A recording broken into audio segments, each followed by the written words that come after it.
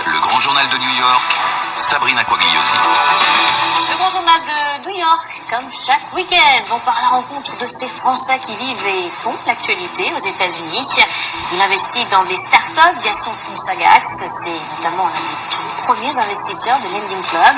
Il est aussi explorateur et il revient d'une expédition de 5 semaines au large de l'Antarctique. Nous serons dans quelques instants avec Luc Hardy. Il nous parlera de ses voyages et de sa stratégie d'investissement. On ne devrait pas avoir à apprendre à programmer, alors qu'on met de plus en plus l'accent aujourd'hui sur la nécessité de connaître le langage informatique. Cela ne va pas dans la logique des choses, selon notre deuxième invité. Les explications dans 30 minutes avec le cofondateur de Bubble. Enfin, notre rubrique Nouvelles technologies, l'actu marquante de la semaine avec notre expert Alexandre Mars. Ce sera en fin d'émission. Et tout de suite, comme promis, on part à la rencontre de notre premier invité, Luc Hardy. Bonjour. Bonjour. Alors, vous êtes un capital risqueur, explorateur. On va tout d'abord se concentrer, si vous voulez bien, sur votre casquette d'investisseur. Vous avez donc un fonds, Sagax. Vous investissez dans des startups et notamment vous avez investi dans le Lending Club dont on a beaucoup parlé. Cette société qui a été fondée par le français Renaud Laplanche, qui a fait un carton au New York Stock Exchange très récemment. C'est l'une des 10 plus grosses IPO dans le secteur tech de l'histoire des États-Unis. C'est un petit peu le rêve de tout investisseur, j'imagine. Oui, tout à fait. Je dirais, ça n'arrive sans doute qu'une fois dans la vie d'une personne, et même qu'une fois dans la vie de 1000 personnes autour de moi. Donc c'est vraiment extraordinaire pour la société elle-même, pour Renault, bien sûr, pour les fondateurs. Qu'est-ce qui vous avait attiré au tout départ? Vous avez investi, je crois que la société a été fondée en 2006. Voilà, vous êtes arrivé tout de suite? Oui, tout de suite, je dirais, c'est la chance d'avoir connu Renault. Voilà, vous avez quand même une petite connexion. Tout à fait, oui, je connaissais Renault de sa start-up précédente, qui s'était bien passée aussi, mais à beaucoup plus petite échelle, qui était à New York. Et qui a été racheté par un groupe. Qui a été racheté par Oracle en 2005, et après avoir passé un an avec Oracle, Renault se pose des questions par rapport à aux enveloppes qu'il ouvre de ses banques. Il voit qu'il y a des différences de taux phénoménales. Il se dit il faut qu'on fasse quelque chose. Il faut qu'on fasse quelque chose. Et comme souvent dans ces métiers d'investissement, dans des startups jeunes, c'est la personne qui compte. Oui, c'est ça, essentiellement qui voilà, compte. Oui, les gens disent 80%, c'est en fait quasiment 100%, parce que si vous entendez pas avec la personne, vous ne croyez pas en la personne, en sa capacité à partir d'une idée et à faire une grosse société un jour. Il y a eu des moments de doute, oui. Dans le cadre de Lending Club, certainement. 2008 notamment, quand on a cherché à avoir la réglementation, l'accord de la SEC ici aux États-Unis. Ça a été une stratégie payante qui a... Parce que rappelons-le quand même, le Lending Club, pour ceux qui ne connaissent pas, on a beaucoup parlé ici aux États-Unis, mais c'est vrai qu'en France peut-être moins, même si on a beaucoup parlé sur Business. Le Lending Club, c'est le spécialiste du peer-to-peer lending, spécialisé dans les prêts de particulier à particulier. Exactement, prêts entre particulier et particulier. Alors aussi des investisseurs institutionnels et autres qui arrivent maintenant sur la plateforme de prêt, mais les emprunteurs sont des particuliers. Et donc c'est l'idée de désintermédier ce process, et donc d'éviter de passer par les banques, qui est le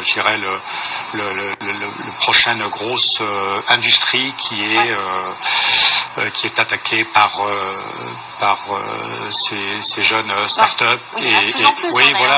Lending Club a vraiment aidé à créer toute une industrie dès 2006-2007. Maintenant, il y a littéralement des centaines, voire des milliers de sociétés. Les conférences de FinTech, terme qui est apparu pour cette industrie, il y en a beaucoup en France, aux États-Unis, dans d'autres pays, en Chine.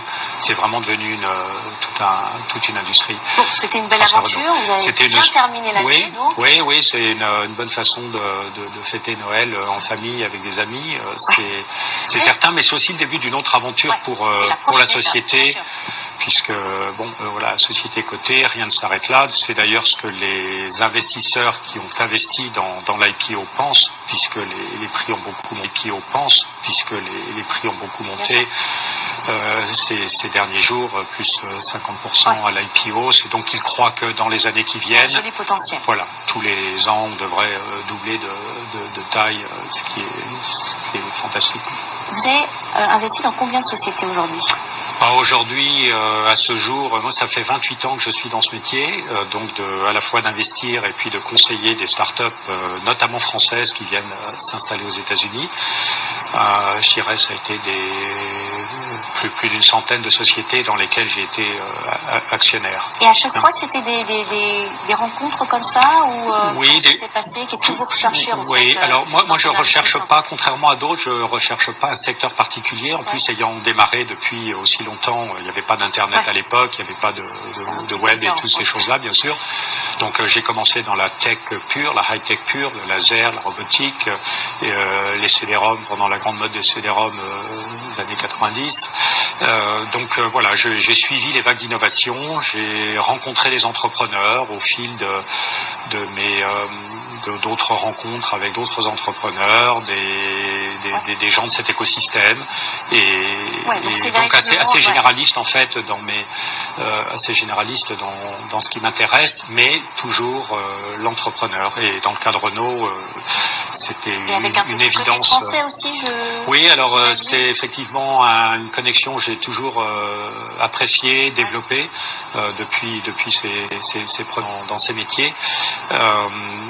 Donc, je dirais historiquement, les 3/4 des sociétés dans lesquelles je suis impliqué sont ou d'origine française, ou bien un des top managers est français, sinon le CEO, comme c'est le cas pour Renault. Parce que finalement, Learning Club est une société purement américaine. Ouais. Il y a quelques Français dedans, mais Renault est sur les 700-800 personnes qu'il y a aujourd'hui, Renault est le CEO français. Il y a très peu de Français proportionnellement.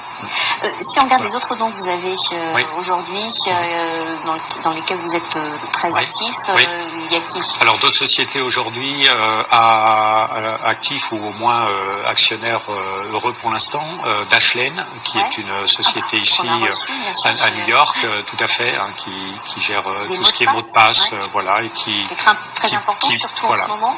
Oui, tout à fait, qui pourrait être peut-être une belle IPO dans 3-4 ans. Oui, là aussi, c'est peut-être le chemin qui va se faire pour cette société. Autre société, Customer Metrics, qui fait du big data appliqué pour l'analyse des ventes et permettre à des vendeurs dans des grosses sociétés de mieux vendre. Sociétés comme Videodesk, qui fait du live chat, donc des petites fenêtres de support avec des êtres humains, Microsoft comme premier gros client. Voilà ce genre de société, donc là aussi assez éclectique, dans Californie également, d'autres oui, c'est ce que j'allais dire, vous êtes essentiellement, parce que là, Learning Club, c'est en Californie, vous êtes basé... Moi, je suis basé ici à New York, juste à côté de New York. Dans Connecticut. Est-ce qu'il y a géographiquement, ça change? Alors oui, ça a beaucoup changé pour moi, vraiment, puisque quand je suis arrivé ici, c'était en fait Boston et la Californie, et puis Paris, donc qui est l'essentiel du business en France. Boston a complètement disparu de ma plateforme. Alors, de moi, voilà. Non, il reste encore évidemment beaucoup de choses. Non, tout à fait, mais il y a tellement à faire entre Paris, la Californie et New York, qui depuis quelques années s'est vraiment superbement développé dans tous ces métiers, que je vais à Boston aujourd'hui une fois par an, alors que j'y allais tous les 15 jours. Justement, ça a beaucoup changé. Vous avez vu le développement comme ça et la montée en puissance de New York, comment vous l'expliquez? C'est essentiellement la politique Non, enfin oui, c'est Internet. Alors oui, les développements récents, c'est effectivement la mairie, Bloomberg, et puis maintenant la nouvelle mairie ici, qui ont beaucoup accompagné ces développements, mais la base du développement ici à New York, c'est Internet et le web, tout ce qui est contenu, les médias qui sont ici, et j'ai une autre société d'ailleurs ici qui s'appelle Clarity Ad, qui est dans le domaine du ad tech. Ils sont au cœur du réacteur ici en étant à New York. C'est des sociétés qui n'auraient pas d'intérêt à être à Boston ou en Californie. Donc New York a énormément bénéficié de la vague Internet et web. Est-ce qu'il y a des montants particuliers que vous allouez comme ça? Alors moi je suis, la particularité c'est que je suis au tout début de société, parfois même avant la création de la société, au moment où les entrepreneurs potentiels discutent leurs idées. Donc les montants qui sont investis par moi-même et mon petit groupe d'amis investisseurs vont entre quelques dizaines de milliers de dollars jusqu'à quelques centaines de milliers de dollars, disons de l'ordre du million de dollars maximum. Et ensuite, quand il y a besoin de plus, on va des investisseurs plus institutionnels, comme des fonds d'investissement. Alors comment on fait justement pour être comme ça dès le début? Ce sont des rencontres uniquement? C'est parce que voilà, vous allez à tous les événements qui... Oui, alors je vais en fait je vais en fait assez peu d'événements parce que alors j'y allais il y a quelques années, je vais encore à quelques-uns qui m'intéressent, mais étant je vais dire assez modestement un petit peu une mini-marque dans mon monde qui est la France. Oui, voilà, je reçois beaucoup d'emails entrants tous les jours, d'appels, de gens qui me disent tiens Luc, tu devrais pas parler à. En moyenne, j'ai deux connexions par jour avec des nouvelles sociétés, et dont les trois quarts sont d'origine française. Est-ce que vous voyez des tendances se dégager en ce moment? Alors, une grosse tendance dans mon domaine, c'est tout ce qui est fintech, donc la désintermédiation, les plateformes de marché dans le monde de la finance. Ça représente, c'est vraiment une grosse tendance depuis maintenant quelques années dans mon univers, mais aussi je lis des fonds qui se créent pour faire que du fintech. Ça c'est vraiment un gros sujet.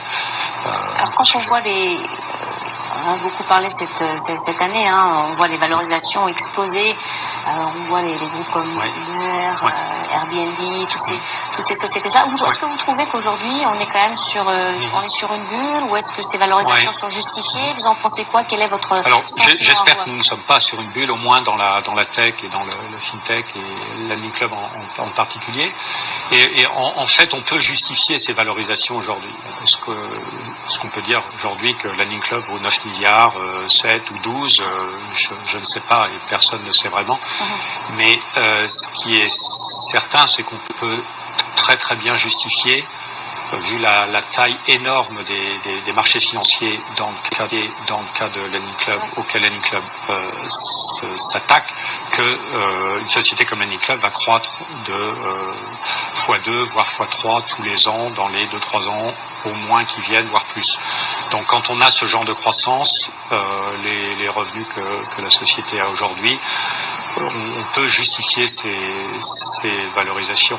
Est-ce qu'il y aura des corrections? Bien sûr, il y en aura, mais je ne crois pas j'ai vécu plusieurs bulles, puisque j'ai démarré mon activité juste avant octobre 87, qui était le premier mini-crack boursier à l'époque. Je ne crois pas du tout que l'on soit dans une... l'environnement oui, il y aura des corrections en fonction des industries. Peut-être la tech corrigera un petit peu, mais je ne pense pas qu'on aura un effondrement. Et vous regardez toujours activement toutes ces sociétés, toutes ces pépites qui peuvent... Oui, tout à fait, dans tous les secteurs. Voilà, j'espère, mais même s'ils font que 10% de ce que fait l'Admin Club, on sera tous très très contents. Vous restez avec nous, Luc. On va parler de votre autre casquette, l'explorateur, juste après chez la Coty. Oui, volontiers.